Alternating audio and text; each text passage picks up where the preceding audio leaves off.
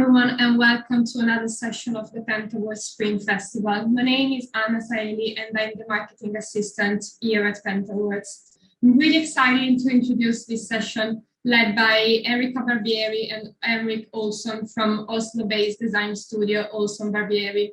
This session will explore how today's food system has made us into passive consumers disconnected from nature and our senses, and how brands and designers can counter this. Just a quick reminder that if you have any questions or comments, feel free to pop them in the chat. But now I can see Erika and Henrik on the screen, so welcome both of you, and over to you. Thank you so much, Anna. Thank you, Anna. Hi, everybody. Hi, everyone. So let's start sharing the presentation.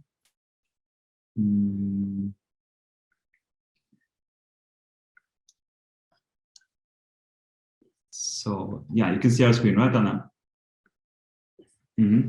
Yes, it's all good. Good, thank you. So yeah, hi everyone, and thank you for coming. Thanks to Pentaworlds for inviting us. I'm Henrik, the managing director of OlssønBarbieri. And I'm Erika Barbieri, the creative director of the studio. So yeah, I'll just start with a small introduction about OlssønBarbieri, and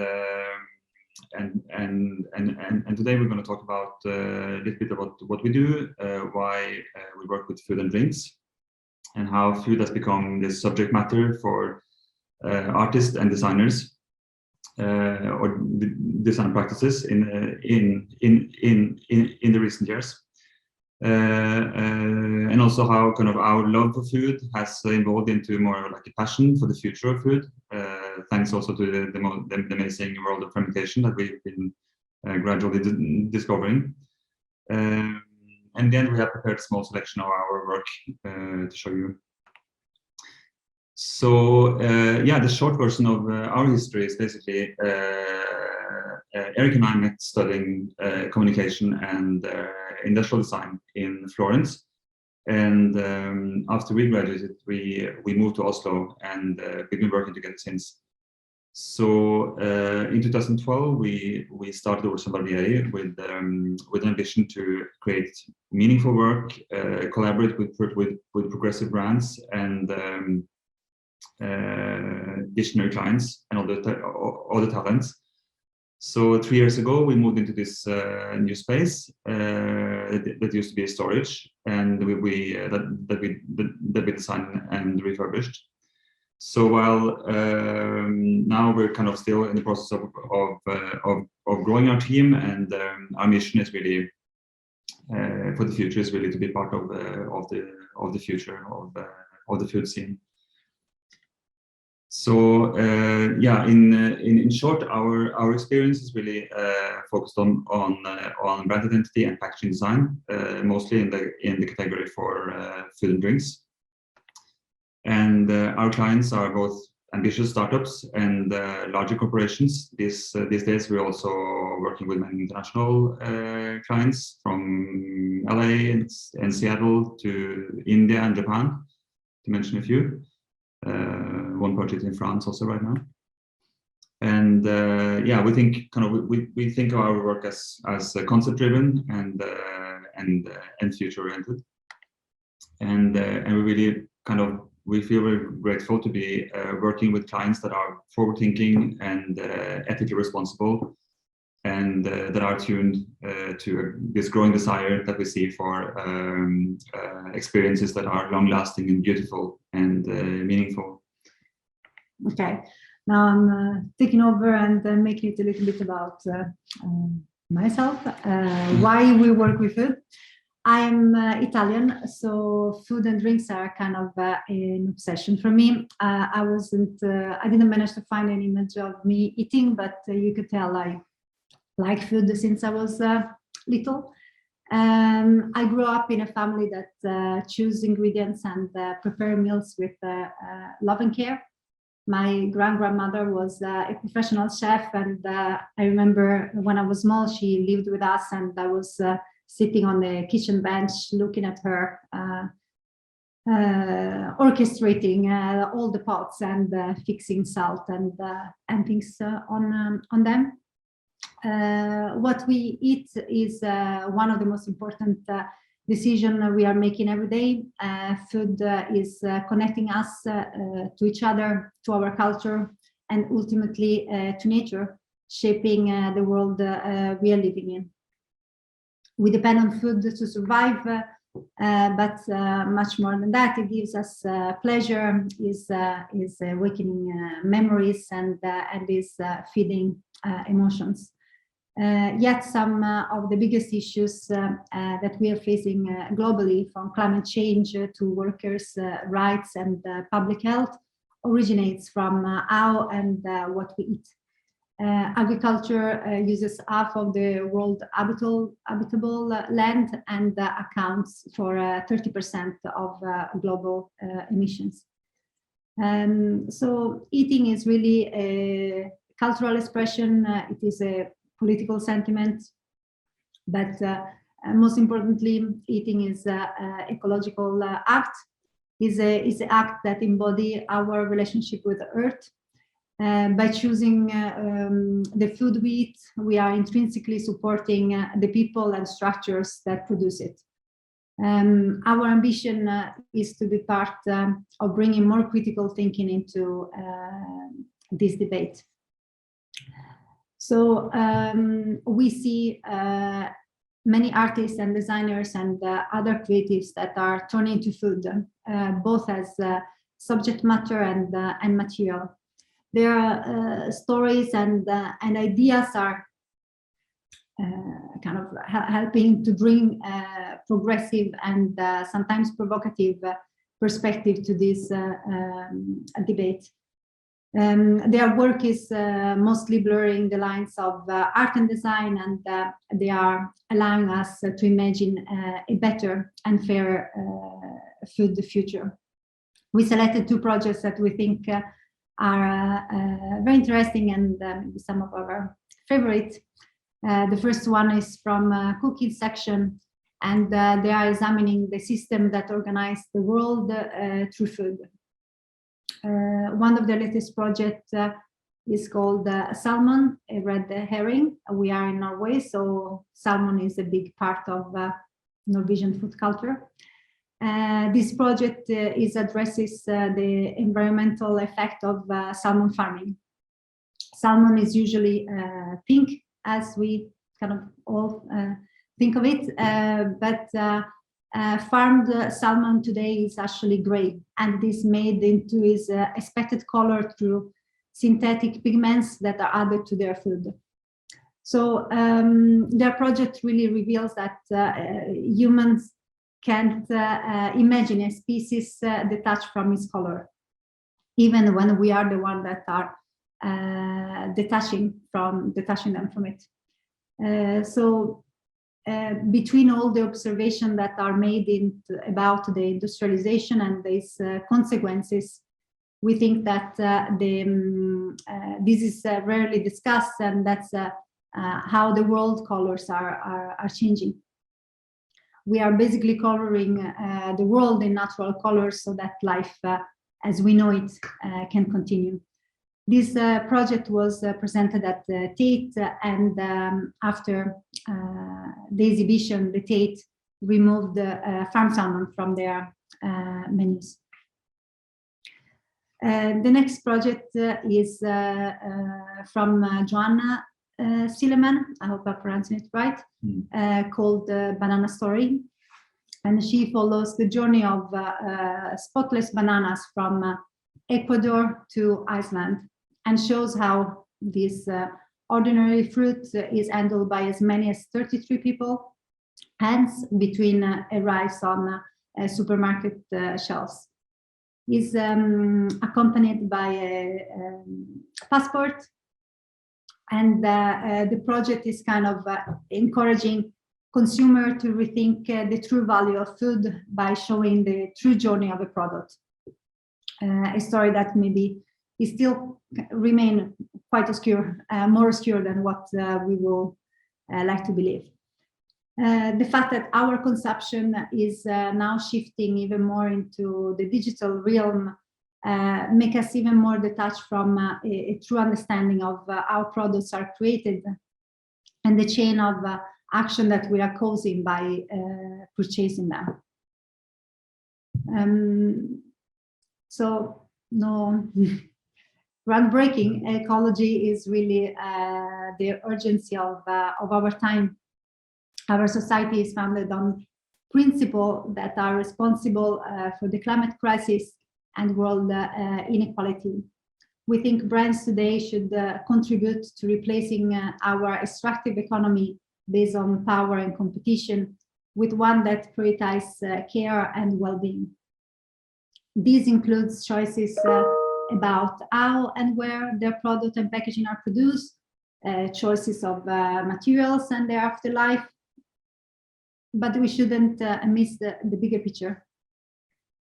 And in the case of food, what has become invisible of our food production is, of our food production system, sorry, is the depletion of land and biodiversity caused by monoculture and the commodification of resources, the exploitation of farmers and workers, animal suffering, how products travel, and our general disconnection from nature. As a design studio, we think it's important to collaborate with future-focused food and drink brands to deliver experience that not only service their need, but also shape the future of food. Today, we can't only think of what individual users want. We need to understand how a product is impacting the ecosystem, including non-human species. As designer, we have the possibility and responsibility of rethinking behaviors and redefine the agency of food. So you can see how our journey somehow has evolved from our love for food to a passion for the future of food. We really believe that food has the power to become a conductor of change, and we see food as food design as future making. We mentioned fermentation, and working with food and drinks is impossible to avoid fermentation. Fermentation has been basically a theme of and process behind the foundation of most of the products that we've been working with, at least in the past 2 years. But yeah, I think all our time. So without fermentation, there is no wine or beer or spirit, no chocolate or coffee, no sourdough bread, no cheese, if you can imagine a world without that. Fermentation is a time-honoring process.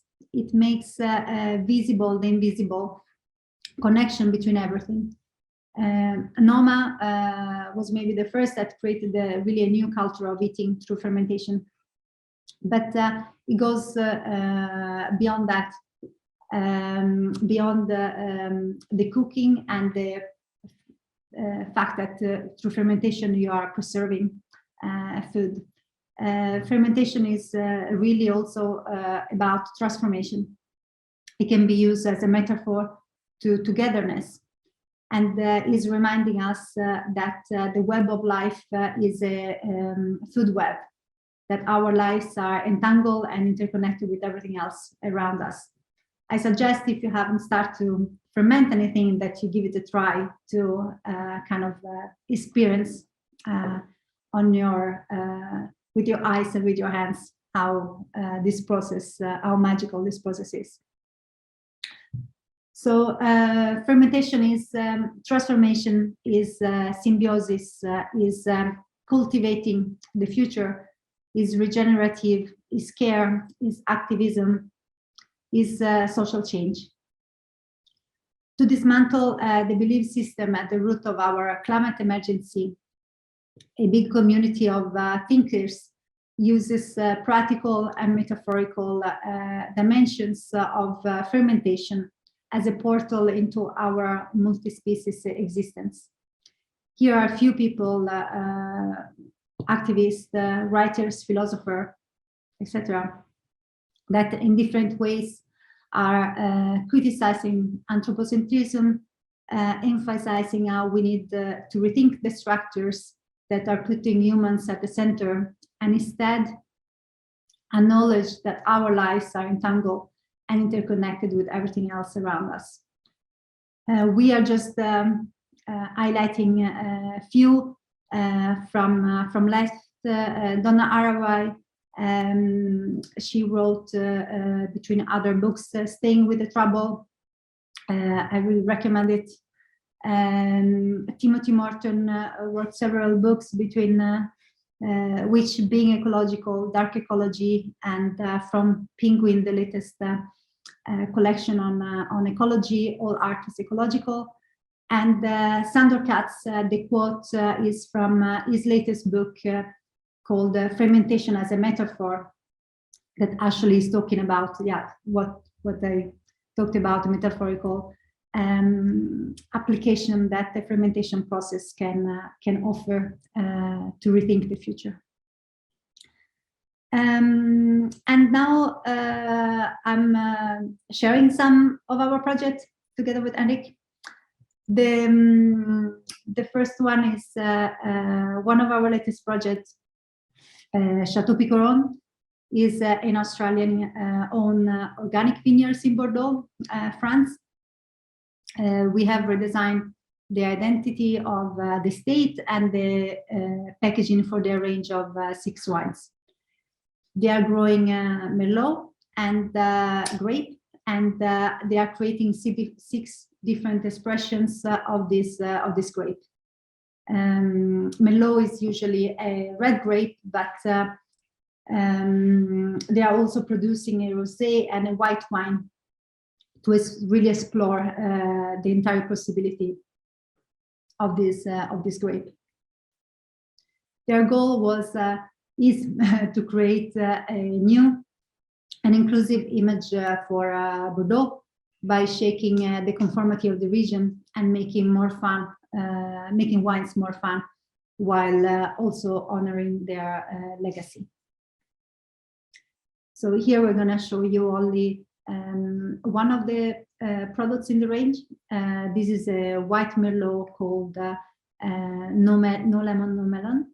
Each wine is named with a palindrome. That means that the name can be read both ways, so they have a circularity. During our research and speaking with a winemaker, we learned that every winemaker in Bordeaux is working with very strict regulations and constraints stricter than most appellation. These regulations are there to preserve the specificity of Bordeaux. But the warm summer in the past years have also made it difficult to control other part of the wine making process, as the sugar level, for example, of the grapes, because you cannot add water to reduce the alcohol in Bordeaux. So this is future challenging winemakers to find new ways of working with these new constraints given by nature. And yes, constraints are asking winemakers to work closely with nature, and this makes this kind of winemaking really unique. So we see that already climate change is inevitably transforming the way the world is producing food. Farmers who produce wine grapes, for example, but also other sensitive crops are really feeling these effects. We have worked last year, hopefully soon we will publish it, with a specialty coffee producer, and learn that Arabica coffee is actually an endangered crop, and is anticipated that in 2050 we will be able to produce half of what we are producing today.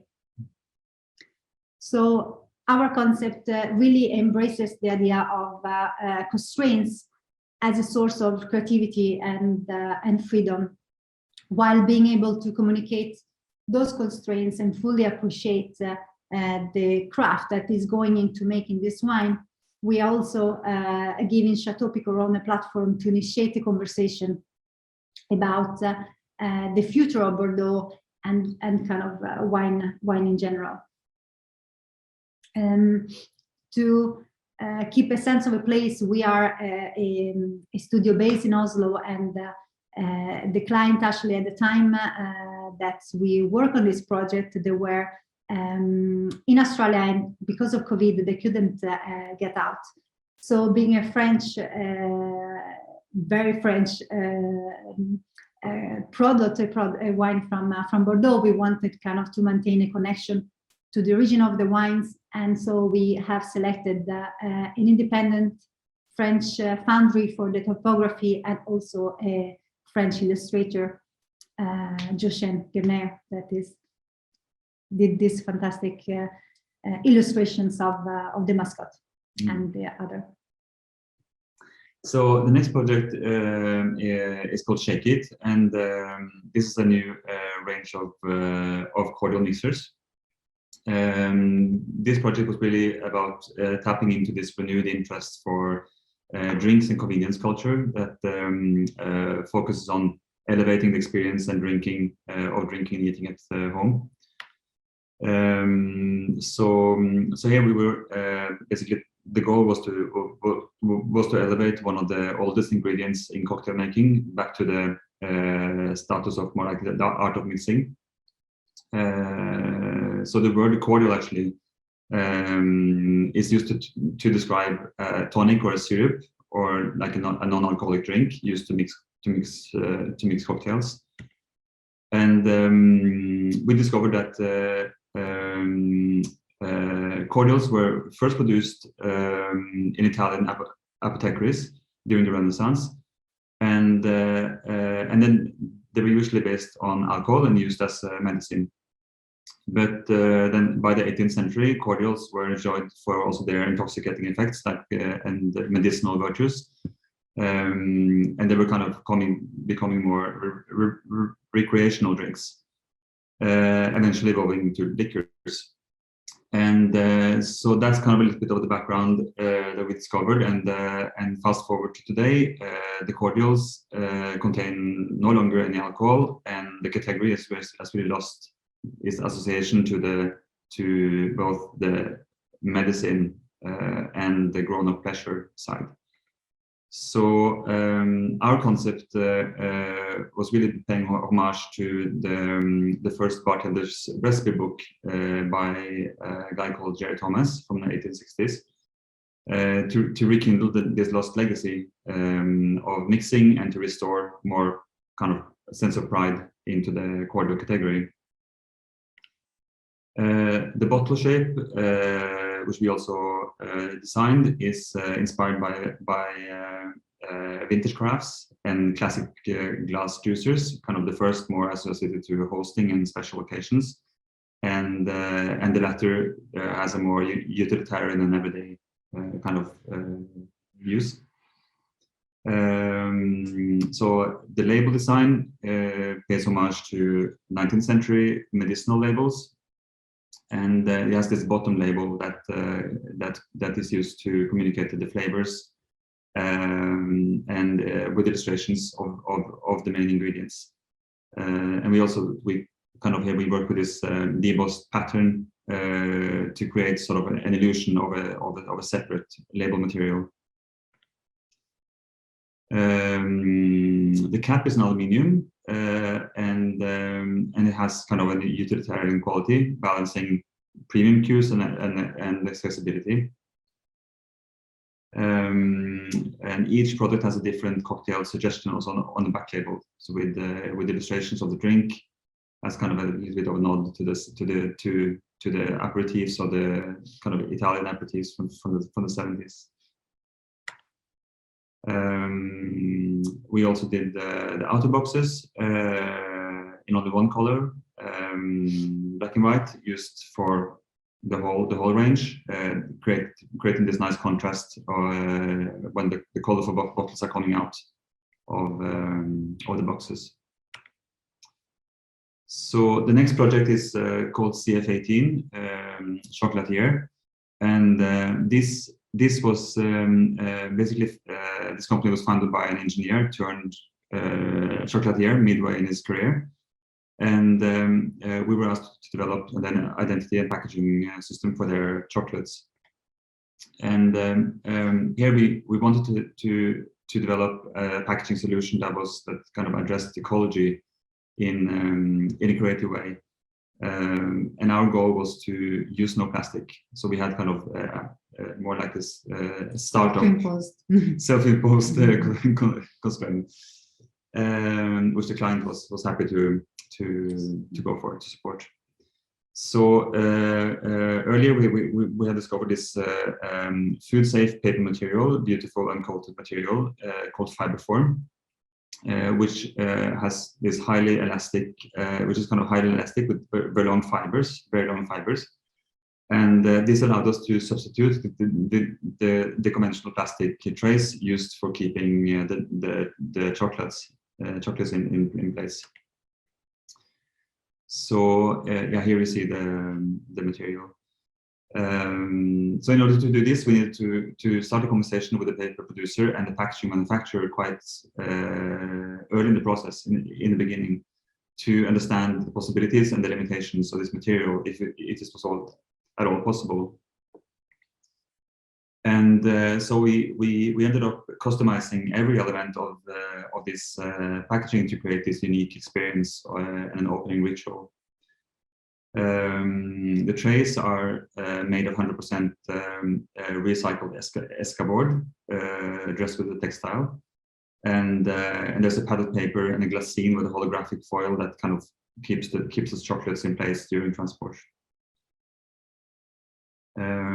So each box has actually there's a system of 6, 12, and 24 pieces. So each box is dressed with a different color and a matching booklet with kind of double the textile, mapping the different chocolates. 6 flavors of 6 different flavors. So in this project, we understood that it made clear for us that there are several interesting materials, alternative materials out there that are not really finding their way into production, or maybe at least not fast enough. We think that as designers, we should be more involved in these processes. And taking part in this conversation is kind of key to create innovations and less harmful waste cycles. Here you see kind of the opening ritual of this 360 tear-off and a gradual reveal of the content, that kind of elevating the opening to a more performative moment. Yes. So the next project is Ambiguous, and is a non-alcoholic drink that is aiming to define a new category, an alternative to wine that is giving people that don't drink a bigger selection and an experience that doesn't compromise on flavor or pleasure. What is called no low means known or low alcohol, for who does not, is one of the fastest growing category in the beverage industry, and you can say is also born out of a rising focus on health. But we felt that Ambiguous approach to taste was closer to the attitude of natural wines, and that are all about pleasure of drinking. So our goal was really to make the no-low category unapologetically look delicious. So our work started with defining the strategy and creating an identity that embraced this undefinable aspect of this new drink. That is the complexity of its flavors. So Ambiguous innovative exploration through fermentation are creating these flavors that are intertwined and transform and indistinguishable from one another, opening up to kind of a different interpretation. This is a category that's kind of, as we said, kind of they are an alternative to wine. So as before this kind of category was born, you had sodas, you have apple juice, you have things that kind of were much less complex in flavor. So that's what we mean. So to capture the ambiguity of this product, we created the name Ambiguous, that is a combination between the word ambiguous and the word juice. What are they called? Portmanteau. Portmanteau means to create kind of a word by adding two words together and the meaning of the two words together. Yeah, typically used for natural. So the word juice is typically used for natural wines to say that something is juicy and delicious. Also, the naming for this products actually are all oxymorons. So they are kind of like in the case clearly confused is a combination of two words that means the opposite. So the other name is Act Naturally and Real Fantasy. Again, the fascinating process of fermentation became an important part of the storytelling. And we wanted to communicate both the emotional and the scientific aspect of the flavors. And this is why we have been listing kind of the ingredients as heroes on a front, supported by an illustration that is specific for each product. And the illustrations are inspired by the taste, but also the colors of each ingredient that is in the product. In this project, we collaborated with two different illustrators, Alexi Jamet and Espen Friberg. Alexi made the color illustrations with this mix of analog and digital effect and grainy texture that is quite hypnotizing and dreamy. And Espen made the icon and other illustrations that kind of adds more humor and wit. The last project that we wanted to share is Stavanger Ysteri, that is a female-driven urban cheese factory on the west coast of Norway. Being a urban cheesemaker or cheese factory, we needed to kind of rethink the conventional romantic and nostalgic image of a cheesemaker in the countryside. Lise is the founder.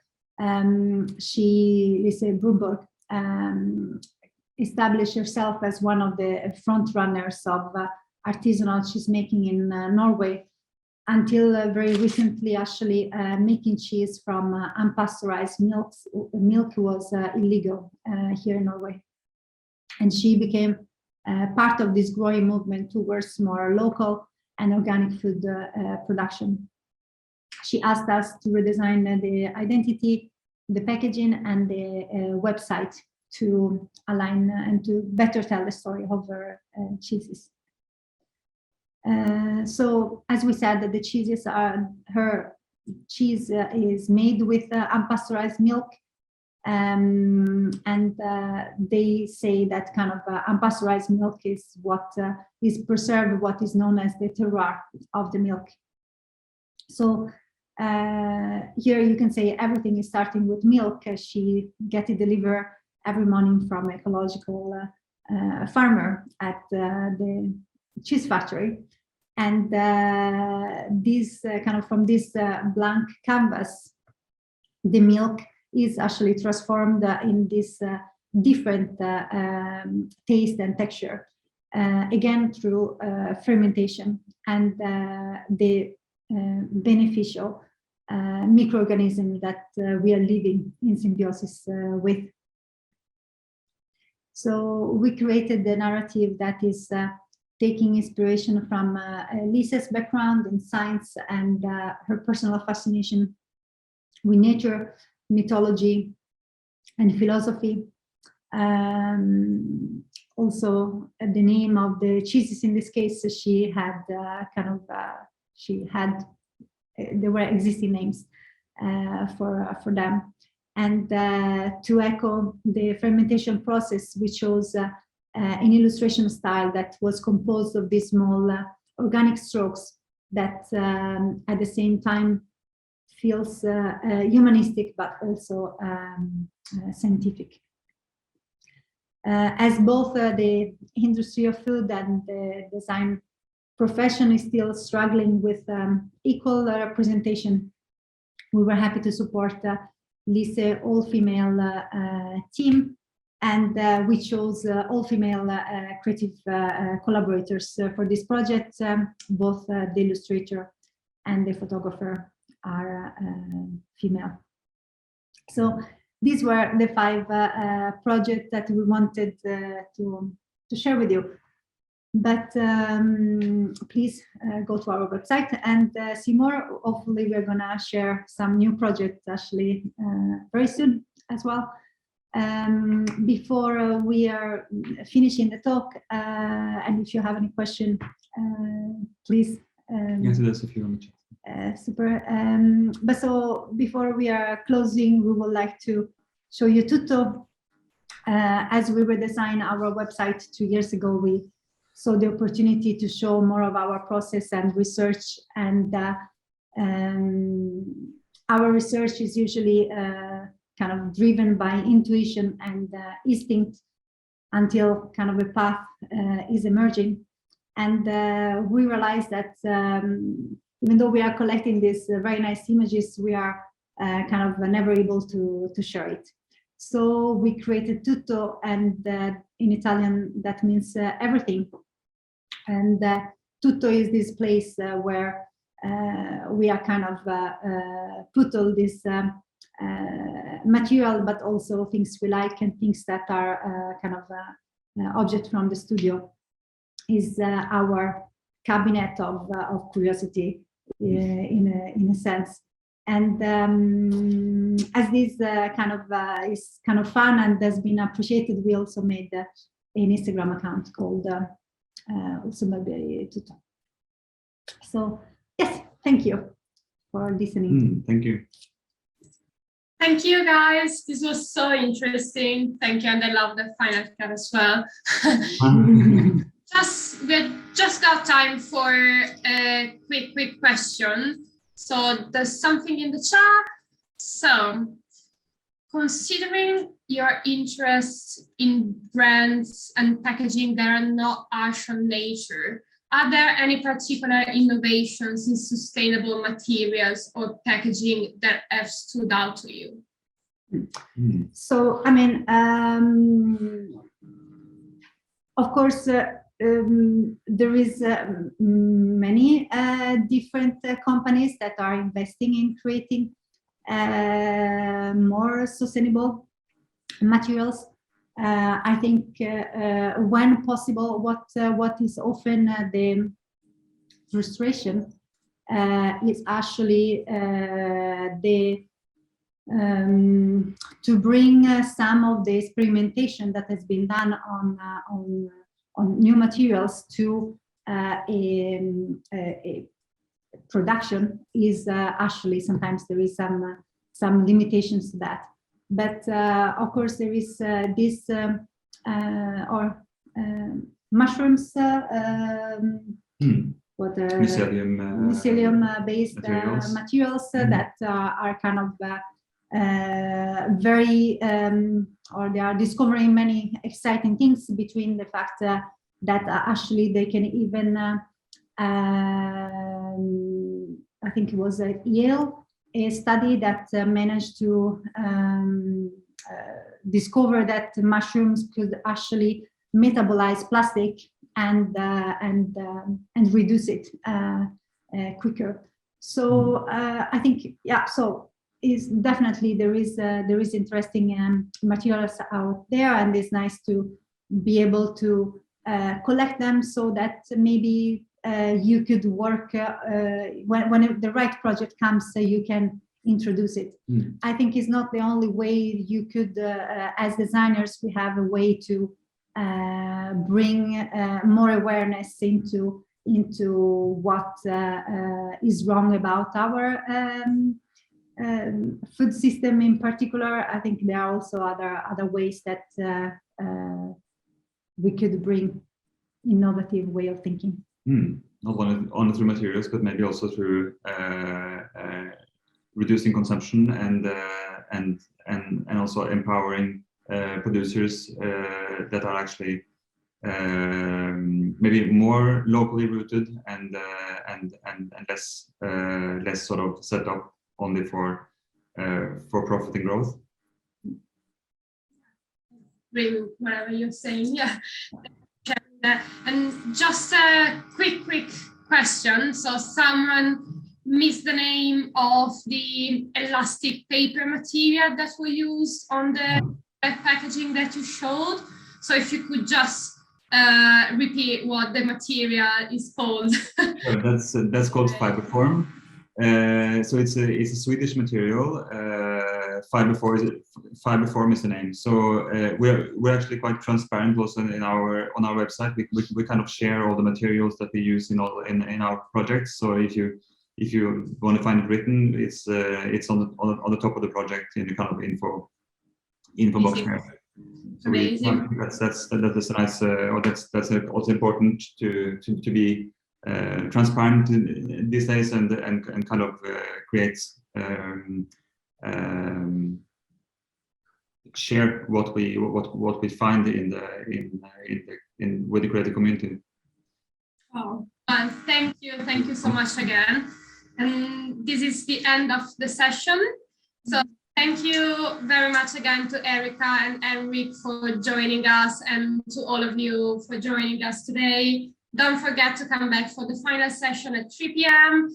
It's going to be led by UPM Raflatak with representatives from the Pernod Ricard Group. And you will hear about the importance of functional design and eco-performance. For those of you who are interested in entering the competition, make sure you get your entries in by next Friday. So thanks everyone again, and see you at 3 p.m. Thanks, Anna. Thanks very much. Ciao, ciao. Bye. Bye-bye.